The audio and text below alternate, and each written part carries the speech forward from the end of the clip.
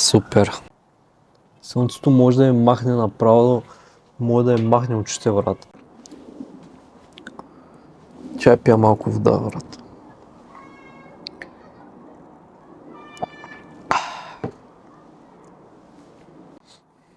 Здравейте, драги зрители, аз съм Петър Петров, а вие гледате първи епизод от поредицата Голямото отслабване.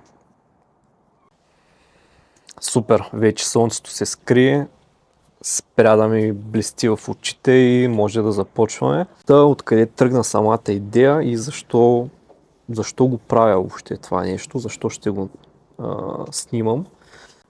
Една от причините да го правя е, че това може да послужи като вдъхновение за други хора да последват този пример и също така мисля, че е много добре, ако има някаква общност, в която хората си помагат с такива въпроси, с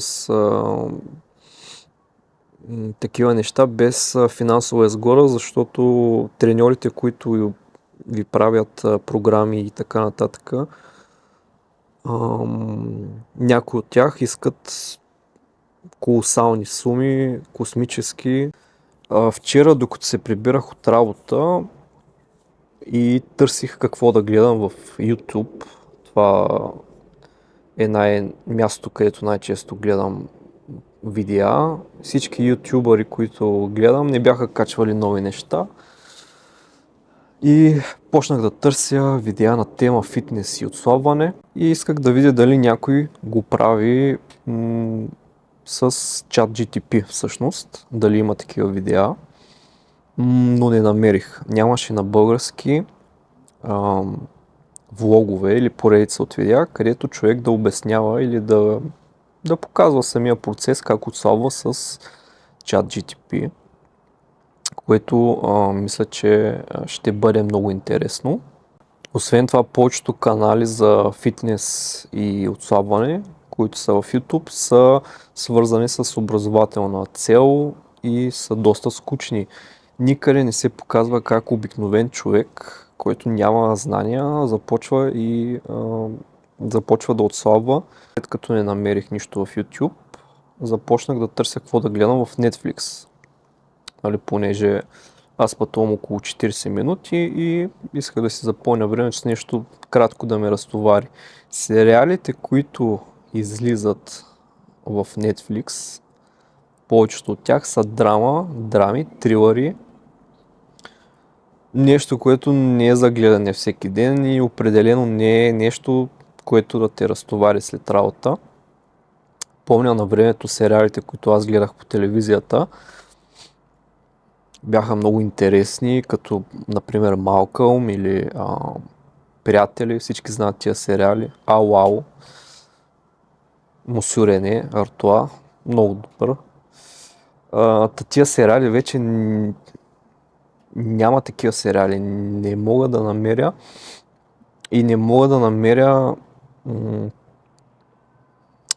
намеря всъщност нищо, което да ми е интересно да гледам. Затова ще започна да правя аз такива видеа, каквито смятам, че на мен биха ми били интересни. Темата е интересна, засяга много хора. Една от първите цели, които искам да си поставя, това е да не ям сладко след 5 часа вечерта. Защото аз много обичам да ям сладко, ям сладко в огромни количества, ям дюнери, пици, всякаква вредна храна в огромни количества. И даже сега ще си го запиша това тук в тетрадката, аз вече съм си го записал. Ето тук една тетрадчица съм си взел, където да си отбелязвам нещата и това ми е първото правило, което гласи да не ям сладко след 5 часа вечерта следващата седмица. Също така да не си купувам отвънка пици и дюнери. Мисля, че ако човек си направи сам вкъщи, това е съвсем различно нещо. Едва ли ще имам време да го направя, но все пак без пици и дюнери купени отвънка и без сладко след 5 часа вечерта. Това са ми двете неща. Сега имам много работа вкъщи, ще отида да си взема някаква храна. Понеже утре съм на работа, утре неделя, трябва да си, не знам какво е менюто на работа, мисля да си направя нещо. Нещо простичко за утре за хапване. И третата ми цел е да посетя фитнес залата поне 3 пъти тази седмица, която идва. Като може би ще почна от утре. Мисля, че 3 пъти е абсолютно достатъчно, като няма да уточнявам сега какво ще е. Нещо най-обикновено и семпл, просто да стигна до там, да се включа в някаква активна дейност. И сега отивам да свърша работа, отивам да пазарувам, имам много работа. Така че ще се включа по-късно, за да покажа и какво съм си направил за утре. Часът е 7, сега ще вечерям. Важното е, че не ям пица или дюнер, храната ми е купена, да, така е, но пък изглежда доста здравословно. Ето, това е моята вечеря. Вътре има спанак, кускус, фалафелки, нар, бобови зърна и хумус. Вече изпратих снимка на ChatGPT и той каза, че храната е полезна. Одобри я, което е супер. Освен това, питах ChatGPT за калориите, които трябва да приемам на ден, тъй като аз нямам абсолютно никаква представа. Дадах му моите килограми, височина и той изчислява BMR, не знам какво е това даже, основен метаболизъм, както и да е. Умножаване и сега ми дава едни калории, които са примерни калории за отслабване.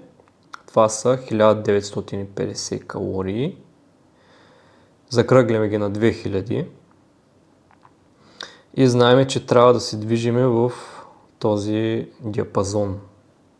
Около 1800-2000 малко. И сега на първо време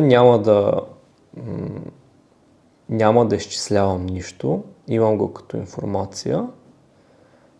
Сега на първо време, като за първи ден, мисля, че е напълно достатъчно факта, че спирам сладкото. Тази вечер не съм ял нищо сладко. Освен това не съм ял нищо, което да ми изглежда нездравословно, тестено и така нататък. И ще отида да си направя вечерята, която ще включва пилешки бутчета с ориз и гъбки. Бутчетата, аз много обичам да ям пилешки бутчета, в тях има и мазничко от кожата и гъбки с оризче, супер, много обичам. За закуска ще хапна може би сандвич, ще си направя някакъв сандвич, още не съм го измислил точно. И това ще го взема утре за работа. Така че сега почвам да вечерям и отивам да готвя, че стана вече много късно, а пък съм пуснал и пералня и кога ще се спи, не знам.